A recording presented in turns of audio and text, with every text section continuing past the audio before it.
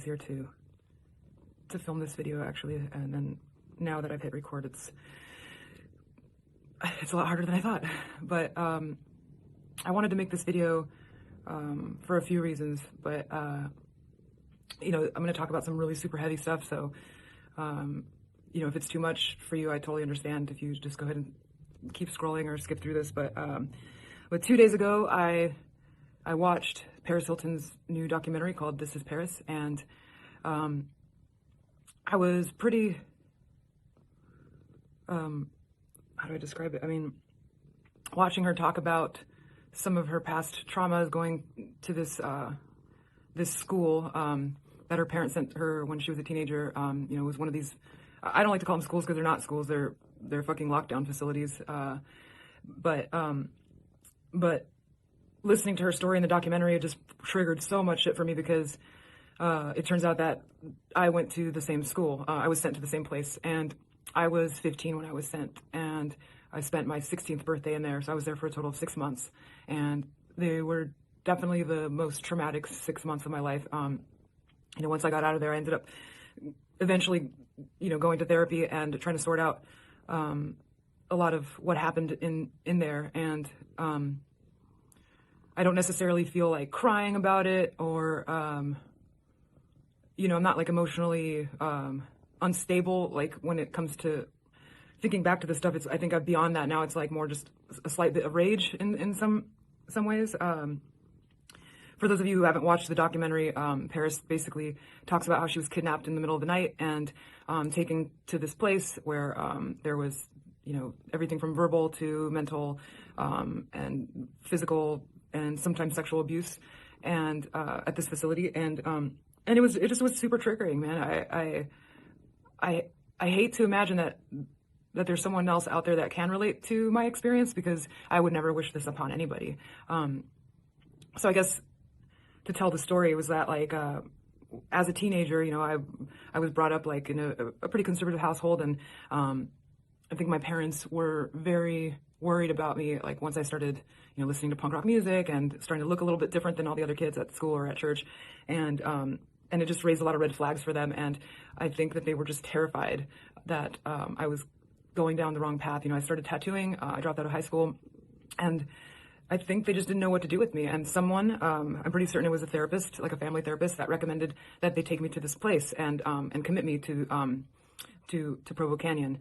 And obviously this was without my knowledge. And so one night I was sleeping in bed, and the door opens, and there's these two big dudes and a pretty athletic built woman standing at the door telling me to calm down and to get dressed, and that we were going to be leaving, and that if I didn't do what they say, then I would have to choose the hard way, which was getting handcuffed. And I had no idea what was going on at the time, and I obviously was terrified, and I ended up going with these people. They put me on a plane with them, and then we landed in Utah, which I had never been to in my entire life, and so I didn't know where I was. And then we got in a car. They blindfolded me so that I couldn't see where we were going. And then once we got there, they did a strip search, which was completely degrading. I remember having to get naked in front of this person who, I don't know if they had credentials. I had no idea who they were, and basically they were just degrading me the whole entire time. And I was 15 years old. I was still a fucking kid, and they put me into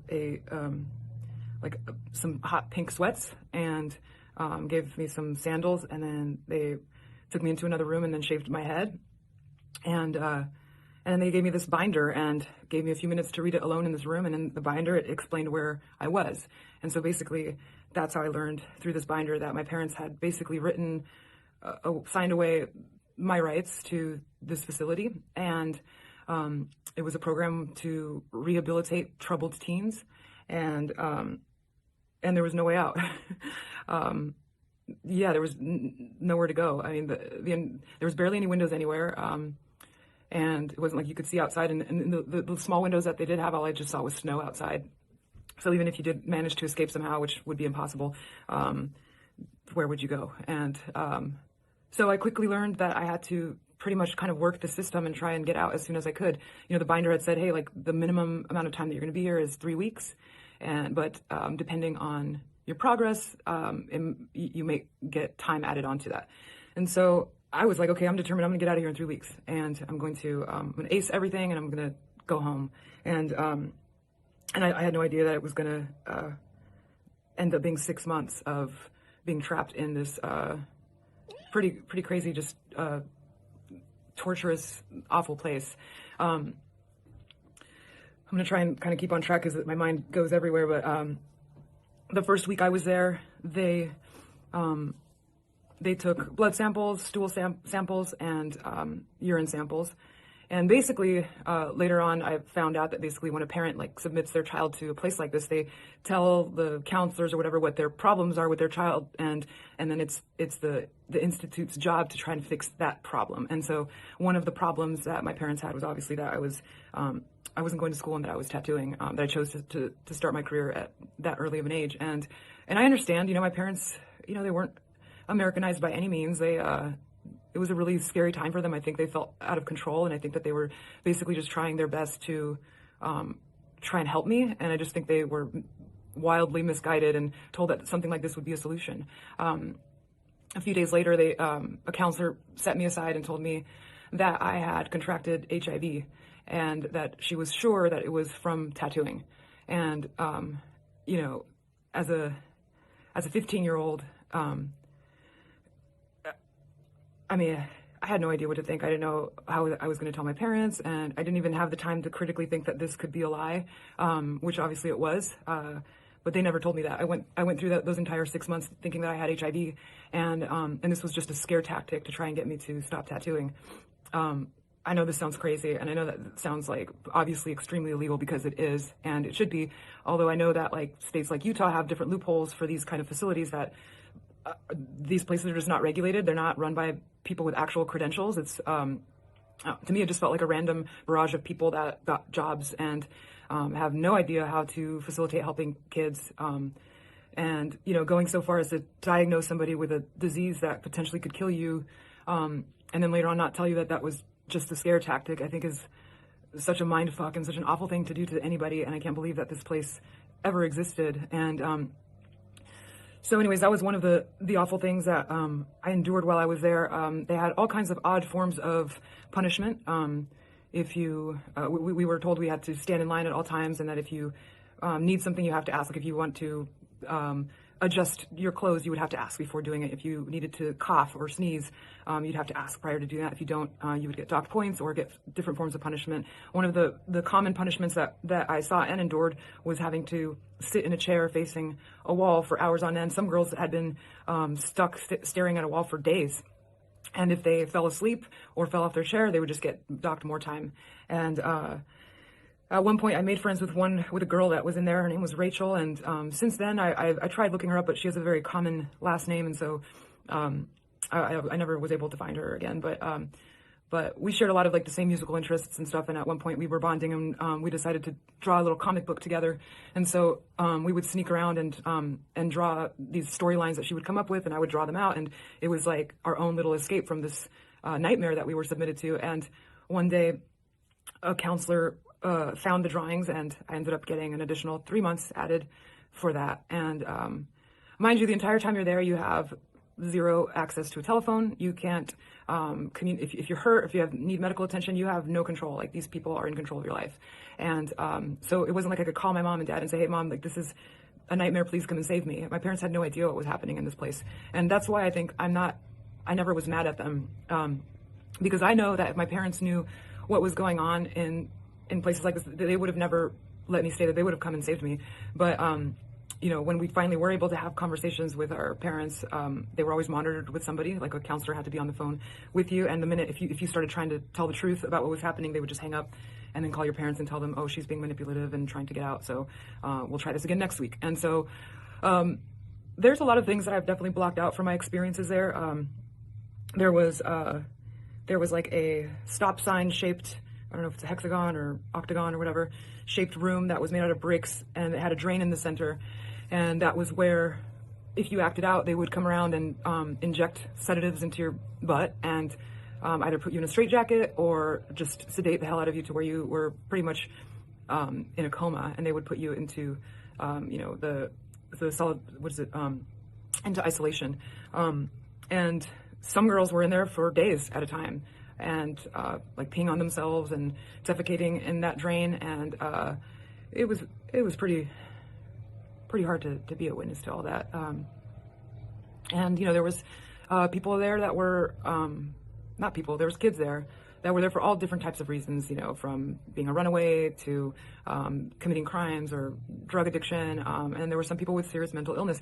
But the problem that I saw was that they were just force feeding medication on a majority of people there, and so most people were just zonked out of their minds. And to me, I just wanted to get out of there. So I just did whatever they told me, and to the best of my capabilities, and worked the program as much as possible, even though I not for 1 minute believed in anything that they were trying to shove down my throat. And yeah, 6 months went by, and I eventually was released into another less strict school in Santa Cruz. It was like a Christian-based school, or you could be normal, I guess.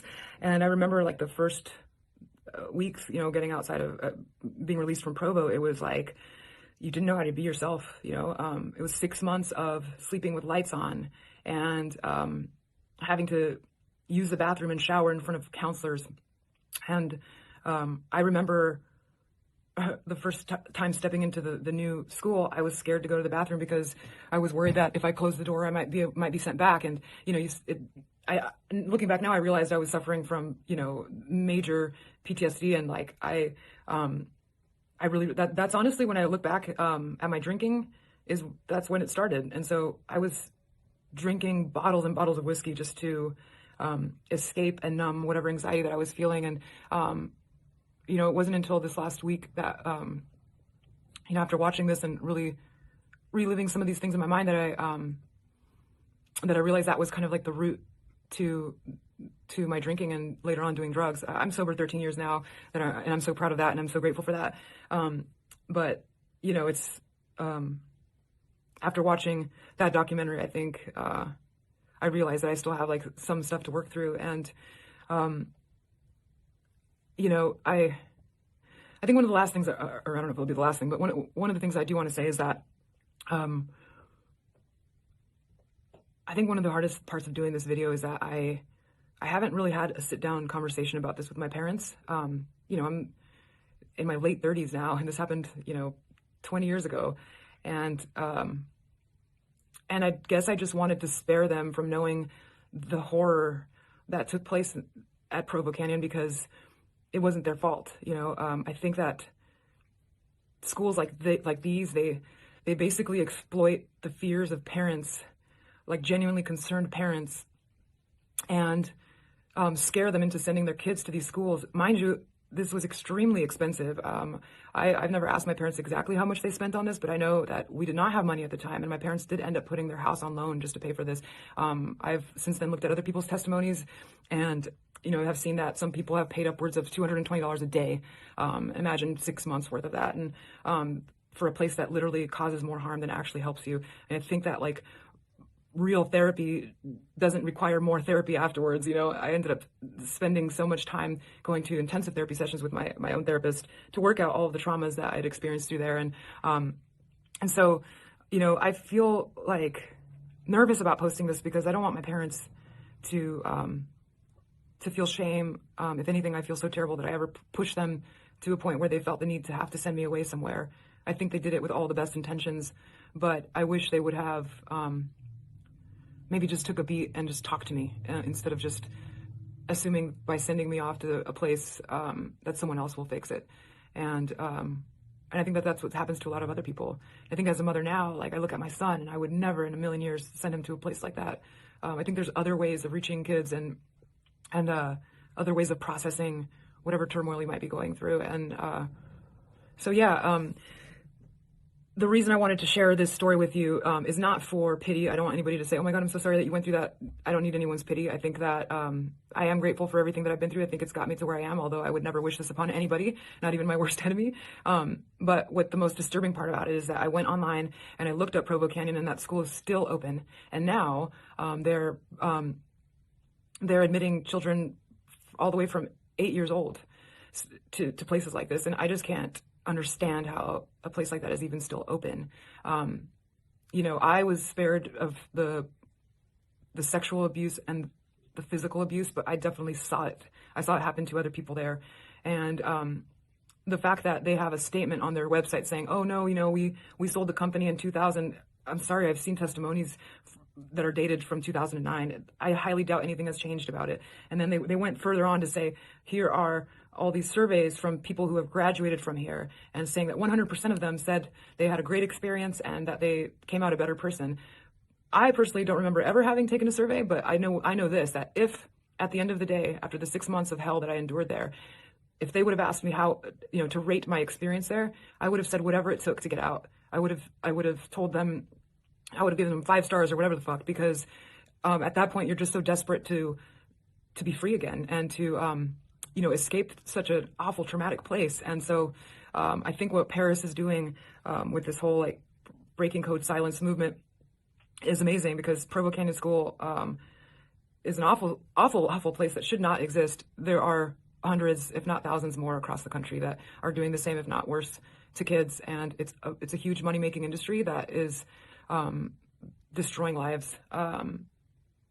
Yeah, I mean, if you're if any of you are interested in learning more about this, you can, go follow Paris, because she's posting a lot about, what you can do, and some more information on this, and, showing other people's testimonies, some that are far more worse than mine was. And I hope that she's able to put an end to it. And I think that, states like Utah should be ashamed of allowing these kind of facilities to exist and to continue to abuse troubled teens that actually might need help. I don't think I needed that much help. I think I just needed maybe to be closer to my parents and talk a little bit more through things. I was a good kid prior to going there, and I think I came out of there much, much worse, with a lot more baggage, and definitely without tools to cope with the realities of life that I had to learn on later on my own. And anyways, thanks for listening. I know this isn't like the funnest subject to talk about or listen to. It's honestly, I'm still processing a lot of it. And this last week, ever since the documentary has come out, I've had like one of the girls that I was in there with reach out, and she found me, and I've been able to reconnect with her. And it's been a beautiful, bittersweet thing to know that I guess you're not alone in this. I think there's a bit of shame in it, like the reason people probably don't want to talk about it. I know I don't. It's like I sound like a crazy person, or I sound like there was something wrong with me. And I was just a 15-year-old kid that was just trying to figure it out. And I don't think there's anything wrong with that. So I just want to send a lot of love to everybody. And I want to just say thank you so much to Paris for everything that you're doing. I do think it takes courage to talk about this stuff, and especially to make an entire documentary about it. And I hope you guys make the time to watch it. I think it's truly important. And that's it. I just want to say I love you guys. Bye.